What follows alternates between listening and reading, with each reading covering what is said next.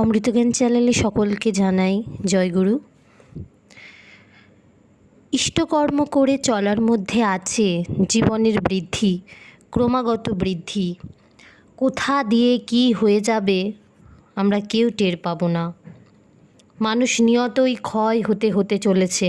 ভজনদীপ্ত হয়ে চললে কখনো ওই ভয় আসে না। তোমার আচরণে তোমার ঠাকুর প্রকাশ পাচ্ছে কি না সেটা পরখ করার বিষয়।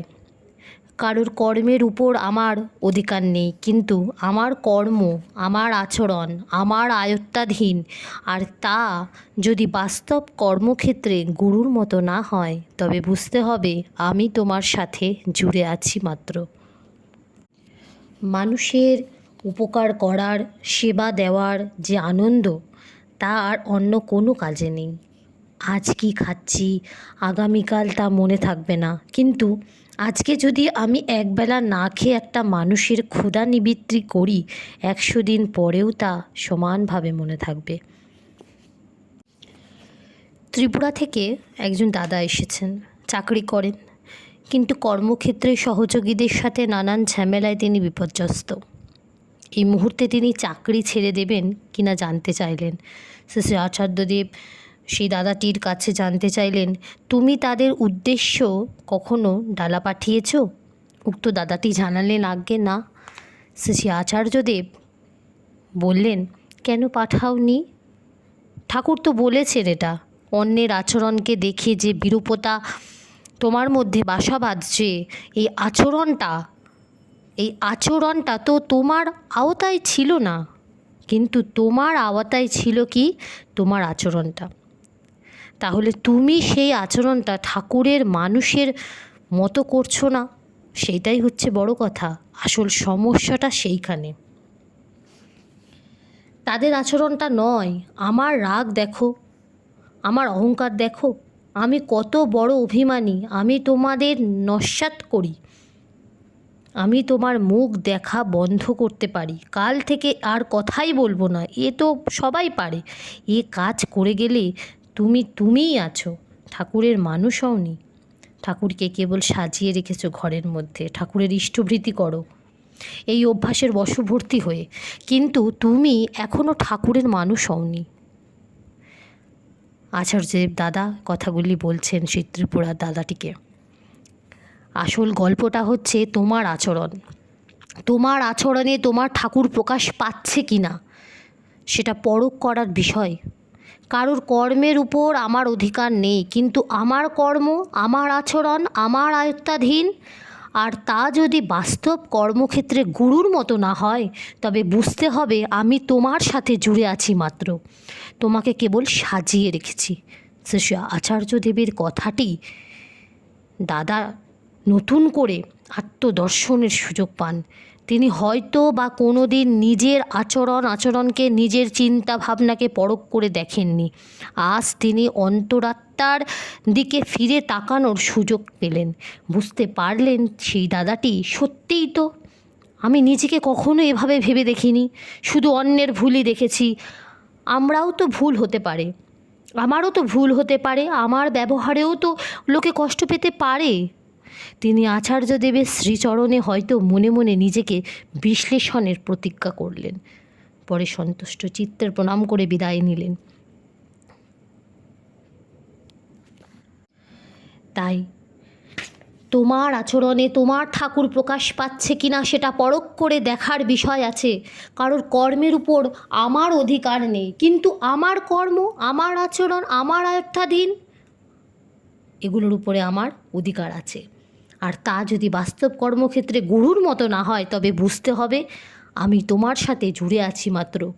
ঠাকুরের কোনো কাজ, ঠাকুরের চরিত্র আদি আমরা অনুসরণ করতে পারছি না, আমরা মুখে মুখে বলছি খালি ঠাকুরকে ভালোবাসি। দুনিয়ায় মানুষ কি করে? পরম পূজ্যপাদ শ্রী আচার্যদেব বলছেন, দুনিয়ায় মানুষ কি করে? যা কিছু কর্ম সে করেছে সেগুলোকে সে নিজের মুখে বয়ান করে, আত্মশ্লাঘা অর্থাৎ অহংকারের প্রকাশ করে বেড়ায়। আর কি করে? যা কিছু কর্ম সে করবে ভাবছে সেগুলো নিয়েও অলীক স্বপ্নে বিভোর হয়ে আত্মসুখ অনুভব করতে থাকে। অথচ আমরা তো পৃথিবীতে এসেছিলাম বাঁচতে আর বাড়তে, কিন্তু দেখা গেল দেহ থাকতে অহংকার যায় না আমাদের, ভাব থাকতেও অহংকার যায় না। আবার সবার আগে আমাদের দুর্বলতার বিরুদ্ধেও যুদ্ধও করতে হবে। তাহলে কি কঠিন ফাঁদে যে পড়েছি আমরা, তা সবাই ভেবে দেখেন একবার। এখন এই ফাঁদ থেকে মুক্তির উপায়ও ঠাকুর বলেছেন, কিন্তু তার আগে আমাদের এইটা নির্ণয় করতে হবে যে আমরা নিজেরাই কোনটা চাই। মানুষ মাত্রই সবাই পার্থিব সুখ উপভোগ করতে চাই, বহু বস্তুগত চাহিদাগুলিকে পূরণ করে তৃপ্ত হতে চাই আমরা। কিন্তু মানুষের এই যে এত অসংখ্য পার্থিব চাহিদা, এগুলিকে সম্পূর্ণরূপে নিবৃত্ত করা কি সম্ভব? সম্ভব নয়।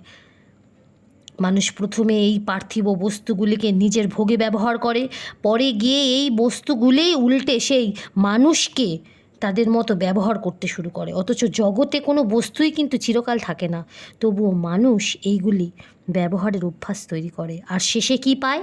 যন্ত্রণা, দুঃখ। দেহ থাকতে অহংকার যায় না, আর ভাব থাকতেও অহং যায় না। তাহলে উপায় কি? ঠাকুর বলছেন, মানুষ যেইমাত্র তার অহংকে কোনো উচ্চতর ব্যক্তি বা বিষয়ের সঙ্গে যুক্ত করে ফেলে, এই অহংকার তখন বিনম্র হয়ে পড়ে। তাহলে অহং যায় না ঠিকই, কিন্তু এটাকে সাবলিমিটেড করে তোলা যায়, বিনীত করে তোলা যায়। আমরা নিজেদের সৎসঙ্গী বলি, সৎসঙ্গ মানে কি? ঠাকুর বললেন, সৎ বা একা শক্তিতে যার মন পূর্ণ থাকে সেই সৎ বা সতী। তাহলে একজন যদি সদ্গুরুর সঙ্গে, ঠাকুরের সঙ্গে যুক্ত হয়ে থাকে শারীরিক ও মানসিকভাবে, তাকেই সে সৎ হতে পারে। শারীরিক আর মানসিকভাবে যে যুক্ত হবে তবেই সে সৎ হতে পারে। আর সৎসঙ্গী মানে কি? সৎসঙ্গী মানেই সতে সংলগ্ন থাকে যে, শক্ত হয়ে যুক্ত থাকে যে। সতে সংলগ্ন থাকলে মানুষের কি হয়? তার ইচ্ছাগুলি তখন সেই সৎ এর দ্বারাই পরিচালিত হতে শুরু করে। সেই সতের তার জীবনের দিক নির্দেশ করতে শুরু করে। আর এই সংলগ্ন হওয়ার জন্য কি চাই? চাই অঙ্গীকার, চাই সংকল্প যে আমি থাকবো তোমার সাথে, আর চাই উৎসর্গ। আমাদের যত পার্থিব সুখ আছে, যত বস্তুগত সম্পর্কগত সুখ আছে, সেই সব কিছুকে উৎসর্গ করে দিতে হবে। তুমি, শুধু তুমি মাত্রই আমার থাকো। হতে পারে এটা? হ্যাঁ, হতে পারে। আমাদের মতোই এক কর্মী দাদার কাহিনী আপনাদেরকে বলি। ঠাকুরের এক কর্মী দীক্ষা দিতে বেরোবেন, এমন সময় দেখা গেল তার আসন্ন সন্তান সম্ভবা পুত্রবধূ ভয়ঙ্কর বিপদগ্রস্ত হয়ে পড়েছে। গর্ভের মধ্যে শিশুটি উল্টে গিয়েছে, তার নাভি জড়িয়ে গিয়েছে গলায়। এদিকে সন্তানের মায়ের হিমোগ্লোবিনের মাত্রাও কম। সেই জনপদে তেমন উচ্চমানের কোনো চিকিৎসালয় নেই যে এই রকম জটিল বিপদ সামলাতে পারে। মা আর শিশুর মধ্যে কোনো একজনের প্রাণ যাবেই।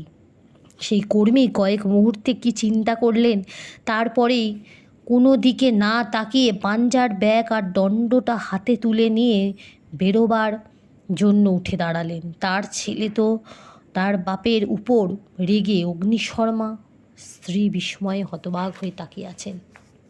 ঘরে এই পরিস্থিতি, আর তিনি দীক্ষা দিতে বেরোচ্ছেন।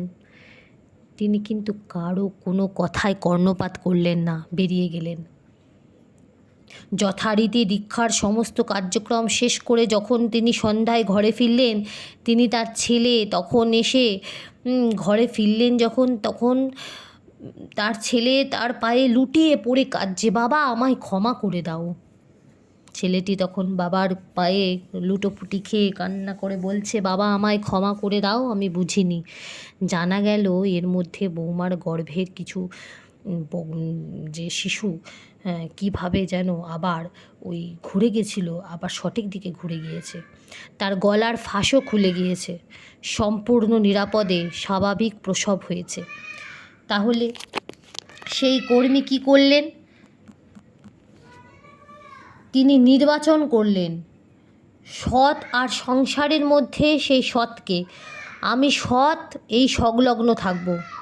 হে গুরু, আমি তোমার সঙ্গেই থাকব কথায় বলে, শ্যাম রাখি না কুল রাখি।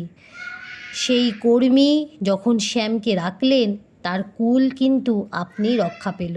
আর এটা বারবার হবে, প্রতিবারই হবে। বৃষ্টি কমে গেলে ছাতাটা আমাদের কাছে বোঝা মনে হয়। কালি ফুরিয়ে গেলে কলমটাও আবর্জনার ঝুড়িতে আমরা ফেলে দিই।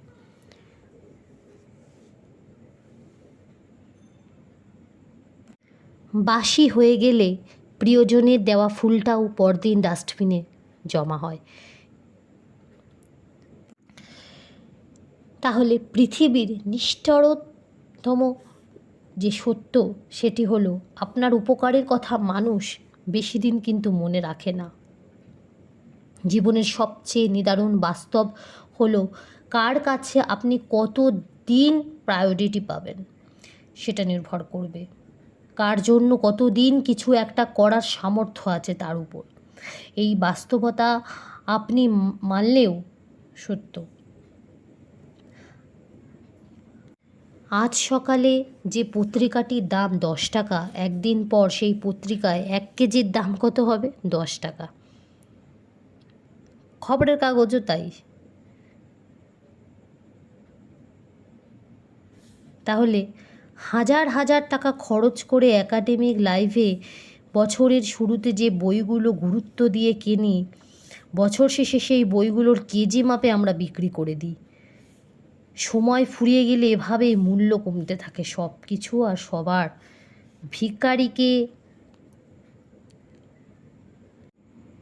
ভিখারিকে 2 টাকা দেওয়ার আগেও মানুষ চিন্তা করে, রিটার্ন কিছু পাবো তো, দান করলাম। আমরা বড় স্বার্থপর, স্বার্থ ছাড়া আমরা চলি না।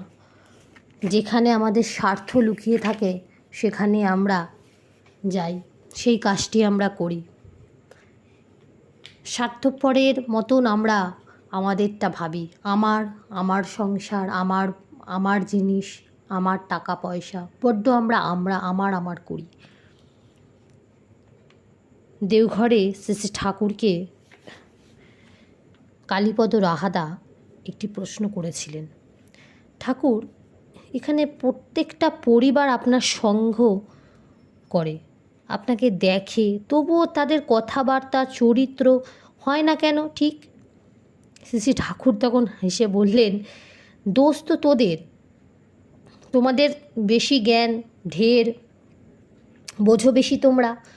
বাংলা বা ভারতে তোমাদের মতন আর এই সব জানতা লোক কমই আছে, কিন্তু তোমাদের বোঝার সঙ্গে চলার সঙ্গে তাল মেলানো তো যায় না। তাছাড়া পরিবারের মধ্যে যদি যাজন না করা হয় তাহলে তো অমনই হবে। আঘাত দিয়ে কথা বলবে, চোখ রাঙিয়ে বড়দের সাথে কথা বলবে, বড়রা ছোটদেরকে কিভাবে শিক্ষা দেবে সেইটি জানবে না। তোমাদের চরিত্রের মধ্যে ঠাকুর ফোটে না, আবার পরিবেশনও করো না, তাই তোমরা পারো না। শ্রী ঠাকুর উত্তর দিলেন, কোথায় গয়া, কোথায় কাশী, কোথায় বৃন্দাবন, পিতা মাতাই এই জগতে আসল প্রিয়জন। পিতা মাতা জন্ম দিয়ে করলো আমায় লালন পালন, সোনার দেহ পেলাম মোরা শুধুই তাদের কারণ। মায়ের দুগ্ধ খেলাম আমি, বাবার দেওয়া ভাত, বিপদকালে কেউ থাকে না, কেউ জাগে না রাত। এই জগতে বিনা স্বার্থে কেউ করে না সম্মান, বাবা মাই আমার কাছে আসল ভগবান। কিছুর জন্য আমরা ইষ্টকে ভালোবাসবো না, কোনো স্বার্থ চরিতার্থ করার জন্য আমরা ইষ্টকে ভালোবাসবো না। ইষ্টের জন্য ইষ্টকে ভালোবাসবো যখন তখন আমরা জীবনে রস পাবো। ধর্ম, অর্থ, কাম, মোক্ষ আমাদের করতলাগত হয়ে থাকবে। পরম প্রেমময় ঠাকুর অনুকূলচন্দ্রের যে এই দিব্য বাণী তিনি রেখে গেছেন, আমাদের চলার সাথে তার তাল মিলিয়ে আমাদের মধ্যে চরিতার্থ করতে হবে। আসুন আমরা একসাথে পথ চলি, আমরা ইষ্টকে নিয়ে মেতে থাকি, আমরা পরম আনন্দে থাকব। এই বলে আজ আমি এখানে আমার আলোচনা রাখছি। সবাই